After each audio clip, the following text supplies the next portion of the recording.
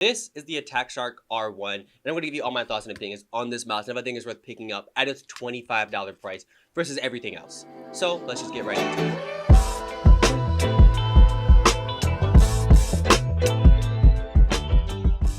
So to start, Attack Shark did send his mouse out to me. That doesn't in any shape or form affect my opinion, and as you know, I will be as open and unbiased when talking about any products, no matter who sends them.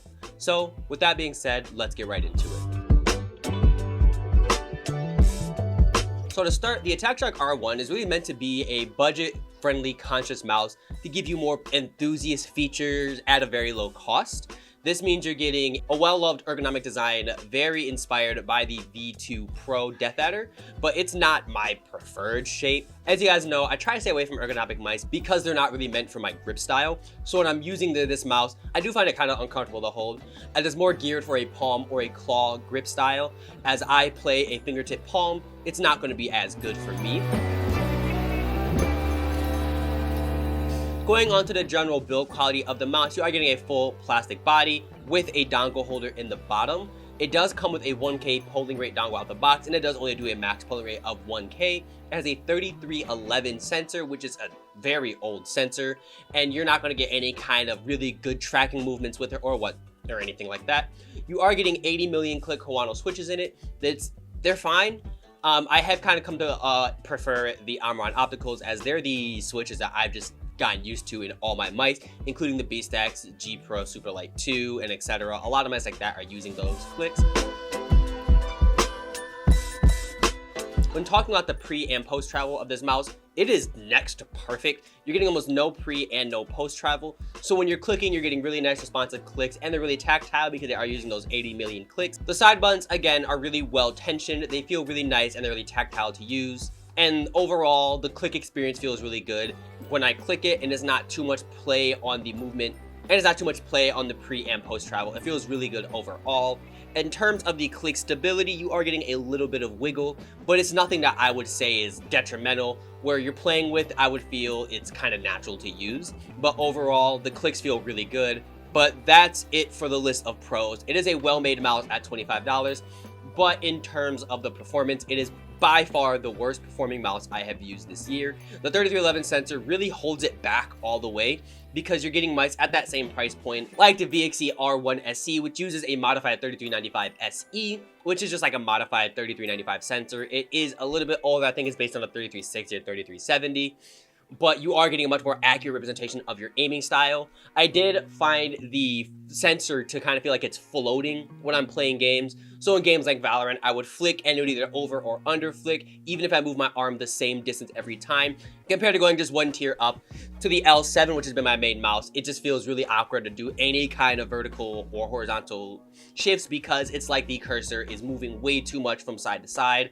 And it's kind of like a little bit of sway, if that makes sense. It feels like it's floating, and it doesn't feel good at all. I was missing shots constantly in every game, and that's not a good thing for a mouse at $25 because you can get better at the price.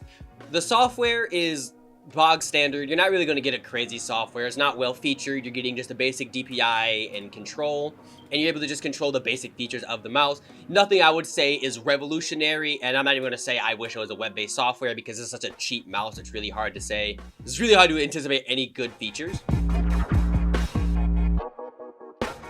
And when we're doing any shape comparison, like I said, this feels really, really, really similar to mice like the Death Adder V2 Pro or the V2. There's an overall ergonomic design with a front flare that makes it feel really good for that palm or claw style grip.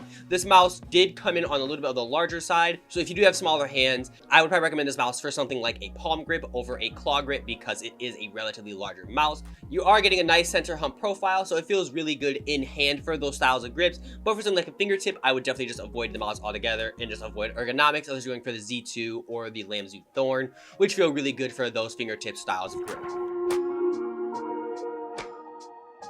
And overall, would I recommend this mouse? It is a really hard sell because at its price point, it's really hard to beat, if that makes sense. But I've mentioned mice before that are much cheaper or around the same price that perform way better. Or if you are at that $25 to $27 you would pay for this mouse, I would really recommend just saving your money and getting something that performs better overall. Because even though the mouse does feel good in hand and has decent build quality overall, it's not something that I would see performing long term, especially when it comes to the gaming performance, when it comes to the click durability. The blue shell white dots are good switches, but I just feel like, I don't know. I wouldn't trust this mouse to last longer than a couple months without some kind of wear and tear over consistent daily use. And I would definitely save your money, get something like the L1 if you are playing for a claw grip. Or if you have smaller hands, something like the V6 from Cyrox, which is just a much better performing mouse overall. It's not even close to the same shape. If you're looking at ergonomic mice, I would definitely go and pick up something like the Lamzu Thorn. I would definitely save up for that. It is a much better performing mouse. Or getting something like a X-Lite V2, you can get those pretty used for around 30 to 50 bucks. I would definitely not pick up the R1 if you're looking for something to be a long-term, long-lasting mouse. But if you want something that's similar to a V2 Pro with a lighter weight and wireless, then you can pick up the R1. That's kind of the only market I'd really recommend getting this mouse for, because overall, its stock skates are bad, its performance is not that good, its build quality is really good at that $25 price point, but I just wouldn't pick up the R1 over any other mouse at $20-something because the VXE R1 SE is right there, and I feel like it's a much better performing mouse, even if it's not the same shape. If you are playing claw, it is much better. And if you're playing palm, something like the Dragonfly F1 would be a lot better for you because it has that same center hump profile, and it's relatively affordable at like $30 to $40. It's just a mouse that I could recommend over this one any day of the week. But that should be it. Thank you so much for watching this video all the way to the end. Leave a like if you did, subscribe if you want to see more. I have a bunch more reviews coming up, so stay tuned for all of those. We are currently hosting a giveaway ending in 7 days or 6 days, something like that. It ends on the 7th of this month, January. So make sure you go enter. I'll put the link in the description. It is twitter.com/WFPS. And it's a pretty massive giveaway to get anyone started into content creation and making sure you're able to have everything look good and sound good. But with that being said, thanks so much for watching, and I will see you guys in the next one. I don't need that, that I mean stash. I just changed zip codes for the weekend.